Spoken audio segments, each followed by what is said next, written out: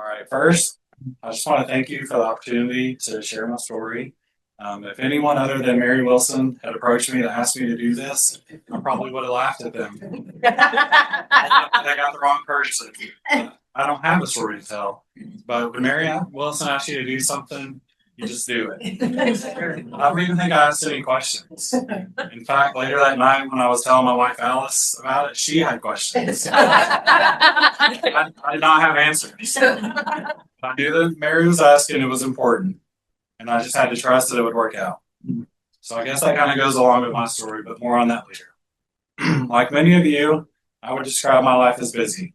Ever since completing our graduate degrees in pharmacy about 15 years ago, Alice and I have both worked full-time in healthcare. Without going into the boring details, sorry. I will just say that over the years, our work schedules have been the driving force by which we coordinate the restaurant lists. From working turnaround shifts, so if you don't know what that is, that means you're there to the end and then you come back in the morning. So from doing those shifts, working weekends, working holidays, even the big ones like Christmas and Easter, those were not excluded for us.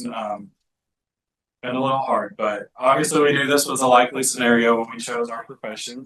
So that doesn't always make it easy though when you're living out that reality. So when we had our precious children, Henry and Virginia, to the mix, it got even crazier. And with each passing season, it seems we add more and more to the schedule. Ballet and tumbling classes, birthday parties, and if there's a sport to play, Henry wants to be there. And what do? We do it. I do have to admit, we don't do it all alone. We're very fortunate to have had a lot of help along the way. Alice's mom is what I call the third parent. She helps us day in, day out, driving the kids around, picking them up from school when we need it.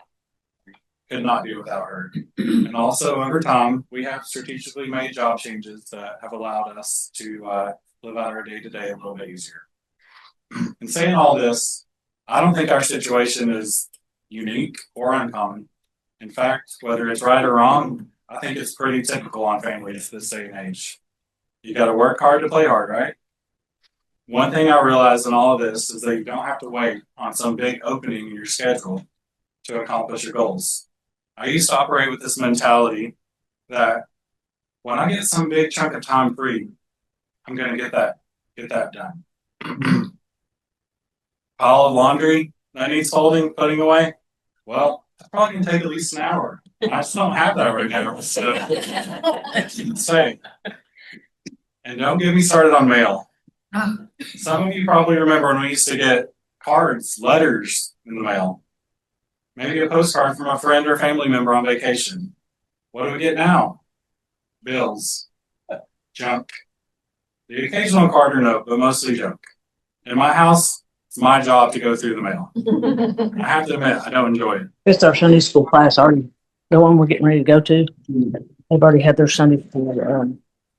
They had their. Sometimes I let it accumulate, which makes it even more of a daunting task to complete. But at some point, something in my mind shifted. I had this realization that I don't have to portion off some large chunk of time to complete these tasks. Are we heading out the door to one of Henry's soccer games? Oh wait, Jenny still doesn't have her shoes on or her socks. That's going to be another 5 or 10 minutes. So now I have time to chip away at one of these tasks. Knock something off the list. Maybe I'll take the trash out while I'm waiting. Maybe I'll put away some of that laundry that Alice has so graciously washed for me. Now you may be asking, what does any of this have to do with my story or with my faith journey?